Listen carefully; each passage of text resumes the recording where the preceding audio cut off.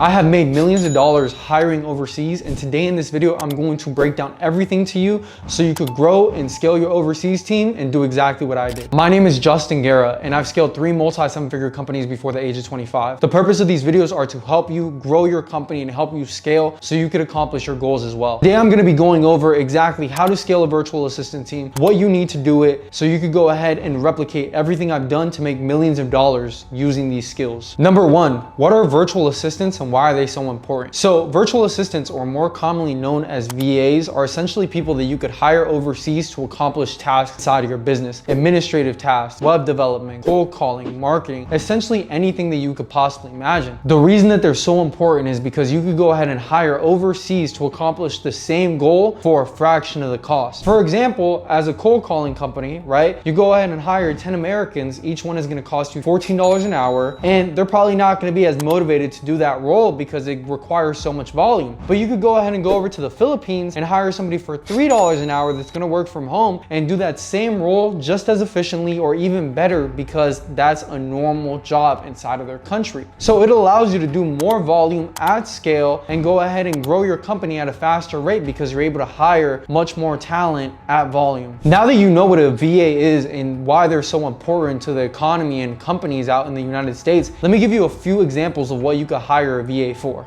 Customer service, social media management, content creation, content editing, and to be real with you, the person that's gonna edit this video is a VA, so you'll get an example of what that looks like. Shout out to you, Paulo. Another example is bookkeeping, project management, cold calling. Anything that you could possibly imagine inside of your business, you could go ahead and hire for. And it makes it to where you get to work with amazing people overseas and you help their economy at the same time as helping grow your business. Number 3, now that you know what a VA is, why they're important, and some of the things you could hire them for, what are the benefits of hiring a VA? Number 1 is cost efficiency, right? So when you're scaling a company and growing, one of the biggest things is keeping quality and profit margins high. When you're hiring overseas, you're able to hire people that literally have those designated roles like cold calling, editing, that people in the United States don't really do, and you're able to go ahead and bring that talent into your company to help you grow while keeping your costs low. Number 2, flexibility. So because their hours are way ahead of ours, they could go ahead and work on opposite time zones as us. So for example, if I need a video edited by the morning, the VA that's working in the Philippines could go ahead and edit overnight because it's their daytime and have that task accomplished for me by 9, 10 a.m. in the morning. Versus in the United States, obviously those wouldn't be working hours. So you have a lot of flexibility with time management and task accomplishment because of that, 12-hour, 15-hour advantage that they have on time. Number 3, expertise. A lot of VAs, you'd be surprised, have a lot of expertise and a lot of knowledge in certain things like search engine optimization, for example, right? When you go overseas, you could have somebody that's worked in 20, 30 different companies doing search optimization, and you could go ahead and bring them inside of your company and gather that expertise for yourself. And you could do this with essentially any role that you're looking for. So it's really easy to find really great experts overseas that could go ahead and help you scale your company at a fast rate. Number 4 would be increased productivity. So because they're paid on an hourly basis, instead of, let's say, it's commission-based, they're incentivized to go ahead and be as productive as possible, right? And there's a lot of competition on the overseas market, so they're even more incentivized to provide a good job because there's a volume of people that are available to work. It allows you to go ahead and selectively pick one inside of your company, and it gives them the opportunity to show you their skill set. Increase your efficiency, keep your costs low, and work with great people. Next, how to hire a virtual assistant. Number 1, go ahead and find what your needs are for that role. So let's say that I'm hiring a video editor, for example. I'm going to go ahead and create an outline of what that job requires. Make sure that it's easy for me to delegate to them because they are going to be offshore and they're going to need a process. Number 2, search for candidates. So use websites like Upwork, Fiverr, onlinejobs.ph to go ahead and find your candidates. Onlinejobs.ph is actually really great software to hire in the Philippines, and it's the software that I consistently use to hire. Number 3, and probably the most tedious part, interviewing. So you need to interview at a mass volume rate and make sure that you're talking to a lot of people. It doesn't doesn't matter what the role is, you want to at least talk to 10 to 20 people to find the right person for your company. Number 4, and this is where a lot of people mess up, you need to set clear expectations, clear deadlines, and make sure that the job is as transparent as possible, because they're working at home and you don't know exactly what they're going to be doing at all hours of the day. So we need to make sure that if productivity is going to be high, the company needs to be treated like a corporation and not just a side hustle. Number 5, provide training and resources. Create SOPs, create video trainings. An SOP is essentially a how-to guide for your company so they could do their job at a high level. A big thing that I use inside my company is Loom, because I'm able to record everything at a fast pace, and then I go ahead and run it through a scribe. So every time that I do a Loom, I go ahead and use Scribe. So it goes ahead and outlines everything that I just said in the Loom as a written SOP, and then I use the video on top of it so they truly know exactly what they're doing every step of the way, and put it inside of a vault as a training, because it doesn't matter, there's always going to be tidbits in there that people could use to do their job more efficiently. Number 6, monitor performance. Make sure that you have resources and tools so you know exactly what's going on and when it's happening inside of your company. There shouldn't be,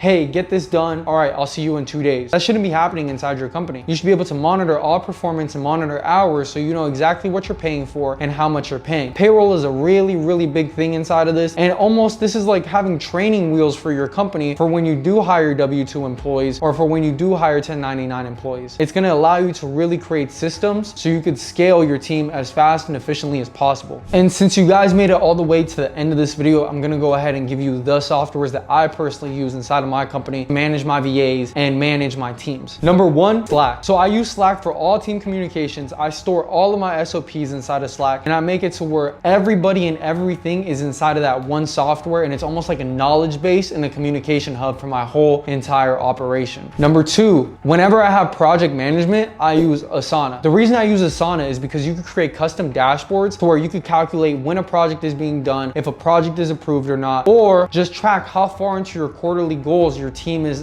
performing at. At the end of the day, everything needs to be trackable inside your company. If you say that we need to get this project done in the next 3 weeks, it needs to be, we accomplished this milestone in the first week, we accomplished this milestone in the second week, and you need to be able to calculate, are we on track to hit that goal and target, or are we not? So you could pivot as needed inside the company. Number 3, Google Drive. So this is where I store all of our company assets and we just file share back and forth. Now, if you really want to create a corporate company out of this, I recommend using something like G Suite. That goes ahead and allows you to have your URL at the end of your email, and it gives you a certain amount of storage that you could use inside your Google Drive. And it just makes your company overall more structured and makes it to where when somebody gets onboarded inside of your company, they take you as a legitimate firm and not just a side hustle. And number 4, and this is one of my favorite ones and ones that I always recommend to my consulting clients, Hubstaff. So whenever you're using a project management software and you want to go ahead and incorporate it with a time tracker, use Hubstaff. It literally tracks the mouse movements when somebody's using their computer. It takes screenshot of their computer. It tracks the amount of time that they're active, and it goes ahead and spews out metrics so you could run your payroll as efficiently as possible. This makes it to where you could go ahead and automate the process of time management and payroll, so it makes it easier for you to scale as an owner, and you don't have to worry about the tidbit stuff. You just need to worry about looking at the metrics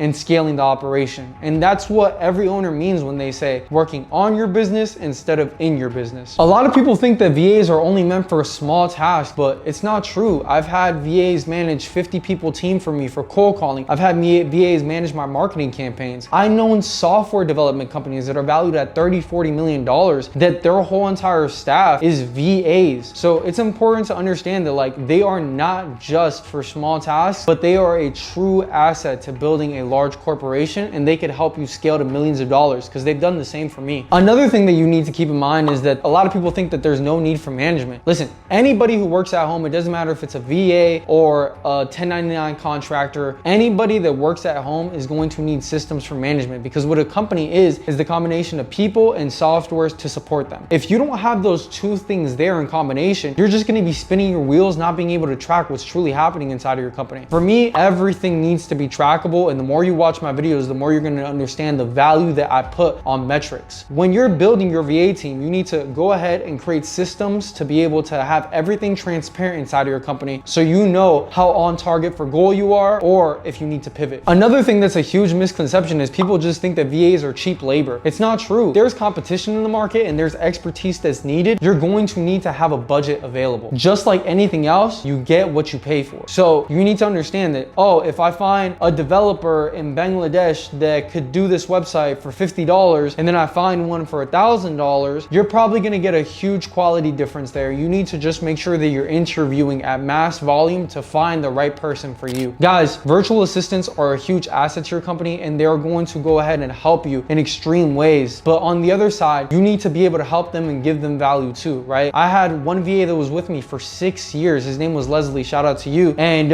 he's literally helped me throughout my whole entire career to the point where I've also helped him and gave him advice on how to scale his life. Literally last week or a few weeks ago, he sent me a picture of him buying his first car in the Philippines and, you know, accredited it to the help that we give them. At the end of the day, just because they're in another country does not mean that they can't be an extremely valuable asset to your team. Treat them as such and grow with them the same way that you would grow any other team member inside of your operation. Thank you guys for watching. I want you guys to win in every single possible way that you can. My goal is to create as many millionaires through these videos over the next few years as I possibly can. And just like one of my mentors said, I'll see you at the top because the bottom is way too crowded.